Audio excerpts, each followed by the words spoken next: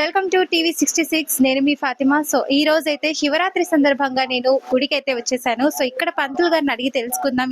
ఇక్కడ ఉన్న భక్తులు కూడా చాలా మంది వచ్చున్నారు. సో వాళ్ళని అడిగి తెలుసుకుందాం అసలు శివరాత్రి ఎలా జరుపుకోవాలి, ఎందుకు జరుపుకోవాలి, శివుడి ప్రత్యేకత ఏంటి, దీని గురించి మరిన్ని వివరాలు తెలుసుకుందాం.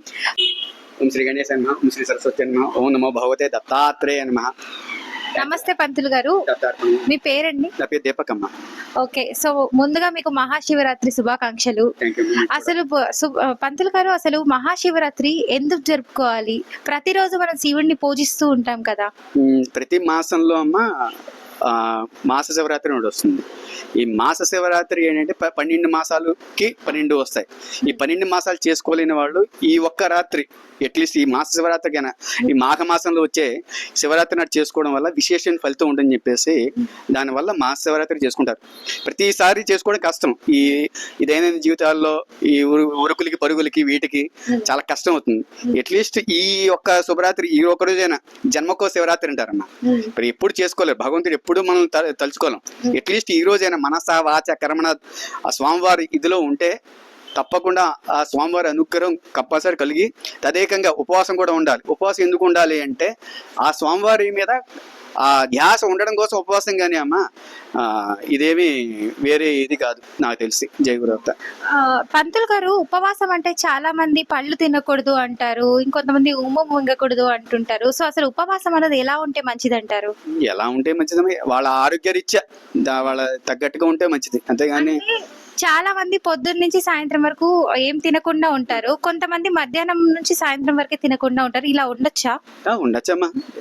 ఇప్పుడు ఇదేం లేదు, ఆరోగ్యరీత్యా ఎంతవరకు ఉండాలని కూడా అంతవరకు ఉండొచ్చు. కానీ ఈ రోజు ఒక్కరోజు ఏంటంటే సదా ఆ భగవంతుని ధ్యానంలో ఉండడం అనేది ఈ ఒక్కరోజు అనేది ఈ నెలలో చేయలేని, ప్రతి మాసంలో చేయలేని మాస శివరాత్రి కాస్త ఈ మహాశివరాత్రి నాడు చేస్తే విశేషమైన ఫలితం కలుగుతుంది అని చెప్పేసి శాస్త్రాల పురాణాలు చెప్తున్నాయేమో నాకు తెలిసి. పంతులు గారు, ఇప్పుడు శివరాత్రి రోజు ఎలాంటి స్తోత్రాలు చదువుకుంటే మంచిది? ఏ చదివినా ఆయనకేనమ్మా. ఎందుకంటే విష్ణు సహస్రనామంలో ఈశ్వర వాచ అని ఒకటి ఉంటుంది.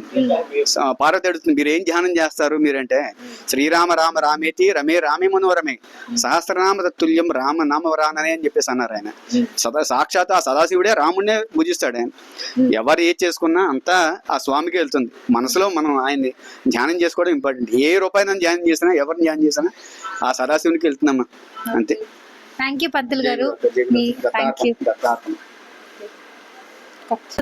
నమస్తే అండి, మీ పేరు? మా పేరు వేణుగోపాల్ అండి. ఓకే, సో శివరాత్రి ఈ రోజు కాబట్టి విష్ యూ హ్యాపీ శివరాత్రి అండి మీకు. సో శివరాత్రి ఎందుకు జరుపుకోవాలండి? శివరాత్రి ఎందుకు జరుపుకుంటామంటే సంవత్సరానికి ఒకసారి శివుడి పేరు మీద ఒక్క పొద్దులుండి జాగారం చేస్తాం. అది పూర్వకాలం నుంచి వస్తుంది కాబట్టి దాన్ని మేము పాటిస్తారు ప్రజలంతా కూడా. దానికే జాగారం ఉంటారు, మళ్ళీ ఒక్క పొద్దులు కూడా ఉంటారు. సో చాలా మంది అయితే కుంభమేళకు కూడా వెళ్తున్నారు శివరాత్రి సందర్భంగా.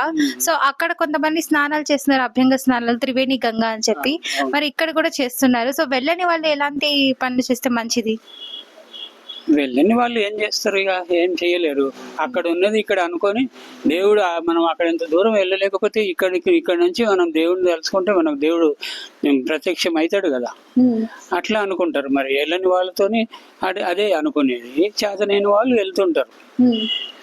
అసలు శివరాత్రి చేసుకుంటారు కదా, మామూలుగా శివుడి గుడికి ప్రతి ఒక్కరు వెళ్తూ ఉంటారు. శివరాత్రి రోజే ఎందుకు ప్రత్యేకత? చెప్తున్నాను కదా, సంవత్సరానికి ఒక రోజు వస్తుంది. అది జాగారం చేసేది, జాగారం చేసి ఒక పొద్దులు ఉండేది ఒక్క రోజే వస్తుంది. మళ్ళీ ఎప్పుడు నెల రాదు. అందుకని ప్రత్యేకంగా శివుడికి ఒక పొద్దులు ఉండి జాగారాలు చేస్తారు. ఓకే, సో ప్రతిరోజు శివాలయానికి వెళ్ళేవాళ్ళు ప్రతిసారి వెళ్ళకపోయినా అట్లీస్ట్ ఈ మహాశివరాత్రి రోజైనా వెళ్తే ఏదైనా పాపాలున్నా తొలగిపోతాయి, మంచి జరుగుతుంది అంటారా?